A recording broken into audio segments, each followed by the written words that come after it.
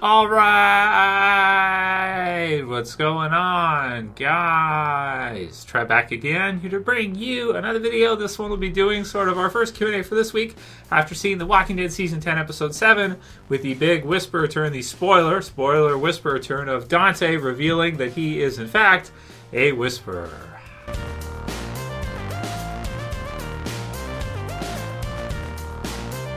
Yeah, so I wanted to do this one pretty much right away with you guys because I am a bit charged after seeing episode 7 because I just thought it was a really great episode. Like, I think we've been waiting kind of this season to get like a really, really great episode, and until now we haven't really gotten one. We had the, the premiere was good and everything, the satellite crashing down, all that stuff, and the Negan episodes were fun. You know, the ones in between that were, Ghosts, was it Ghosts with Cheryl? That was a good episode. Okay, that was a really good one. It was a memorable one, but I think that episode 7 with Siddiq and with Dante's whisper return is probably the best episode from this first half so far, and a very memorable episode for Walking Dead, which is not, it's not going to be easy for them to do because so many of those characters that we really care so much about that's been built up over the years are not there anymore. So it's going to be really hard for them to make episodes like episode 7, and that's why I really got to applaud them on just how good that really was. I mean, I thought that was just really amazing, man, for sure. So what a cool twist that hardly anybody saw coming. So here's what you guys had to say about it. In terms of your responses, Darwin Alphonse says that they still think that everybody in the sneak peek or the promo for episode 8, the mid-season finale, is actually attending Cheryl's funeral. So some people are kind of in denial right now after seeing episode 7, maybe. They don't think Siddiq is dead, or they think he'll somehow survive that. The only way I could see Siddiq surviving that is if right after the camera cut at the very end of that episode, if Daryl came in the room or someone came in the room and saw what was going on and within about 5 seconds figured out that, holy shit, Dante is trying to kill Siddiq and got him off of him. Because unless he releases that choke, you would not survive it. You would not survive it because it doesn't take long when you're cutting off the blood flow to the brain, you're cutting off oxygen and everything, with a choke like that. Is it a blood choke, or is it a like a lung breathing type of? It's kind of both, but I guess based on Siddiq's response to it, you'd say mainly it's kind of a restricting the blood flow and so cutting off it, so it doesn't take long once you get into that kind of situation, unfortunately. Now we're used to it if you watch MMA or wrestling or things like that, even if they're predetermined or whatever, it's or if you like to wrestle, and you do, that's just the type of thing that it's customary to release. After you get the choke, the person taps and then you release it. It means that you win and they lose.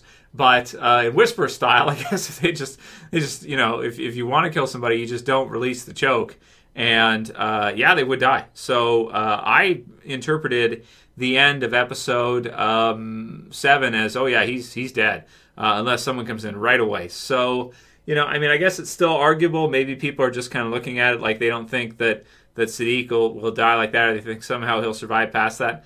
I think we saw Siddiq's death just now, guys. I do. I think that Siddiq is done. I think that he is dead, and I would be very surprised if somehow somebody came in, right away, right after we saw that, hearing a commotion or whatever. I don't think so, man. I think that Dante has just killed Siddiq, and that's what we were seeing. So in terms of the funeral, Cheryl's funeral, or it being Siddiq's funeral, I interpreted the promo video for the mid-season finale as that being Siddiq's funeral. You guys can leave the comments below if you think maybe it could be Cheryl's instead, but you got the whole community there and everything. Dante already buried Cheryl, so even though she deserves a funeral and everything, I'm not saying she doesn't. It just, from what we saw in the promo, you can watch it again. It's in Walking Dead's channel, AMC's Walking Dead channel. It looks to me like it's Siddiq's funeral. I think Siddiq is dead, guys, but leave a comment below if you think otherwise. It's always hard to say with TV series, but that's my interpretation. Goomba Mike 49 says, is there a reason why Eugene is not making a shit ton of bullets again? yeah, they kind of went into this a little bit, I just view it as basically, if you look at it overall, the survivors are really just not prepared to deal with the Whisperers at all. As we even saw with Dante there and their security and stuff like this. Michonne is strict on security. The rest of them really are not. They didn't even maybe really check Dante out that well, or if they did, they kind of allowed him to join sort of easily. Now, he is a doctor, so you'd want to have him in, but at the same time, it's kind of like, well, once you find out that he was a spy or an inside man for the Whisperers, obviously somebody screwed up, right? If they let him in, nobody really noticed at all.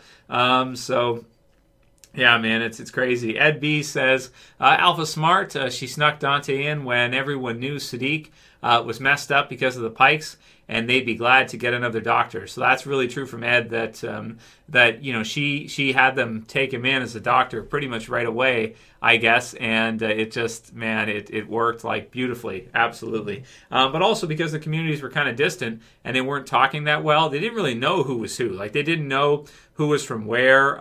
Even with the fair, she just kind of waltzed right in and nobody really thought anything of it.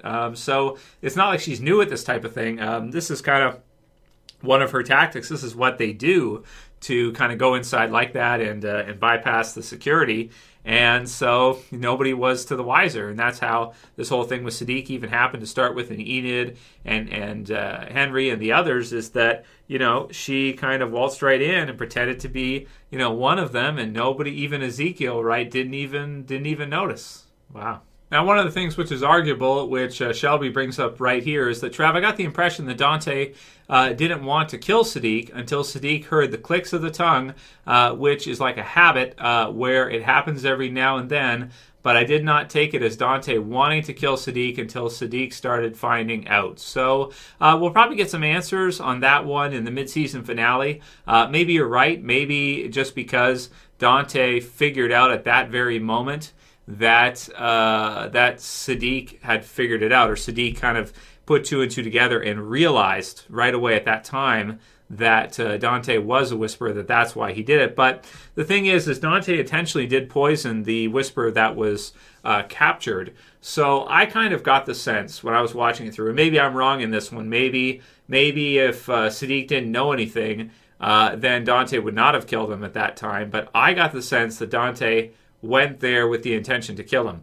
Now, is that because he found out about the water and he was starting to kind of put that all together, and Dante kind of realized, like, okay, he's figuring it out, I got to take him out before the others find out, or something like this? Or is it because, at that moment he heard the clicking, the tongue clicks, and he just realized right away, and he finally had figured it out, so Dante decided, like, okay, we got to do it now, right?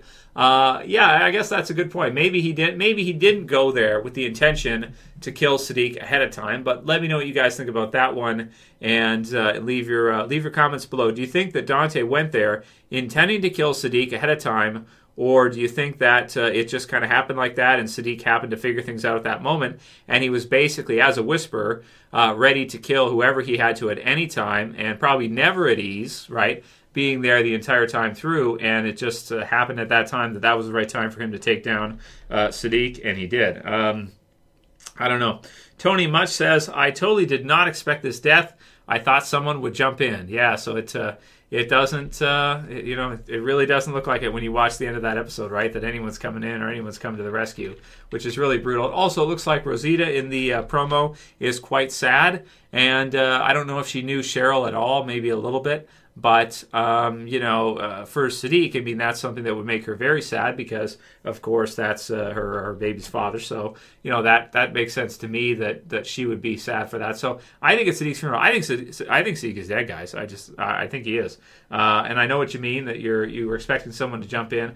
We're always expecting that because that's usually what happens. Even in matches and stuff, that's usually what happens. People release it, and they don't intend to kill the person. But I guess if the Whisperers do intend to kill people, then they could do it. They're definitely unhinged. They're a different kind, a different breed almost of human being, really, if you think about it.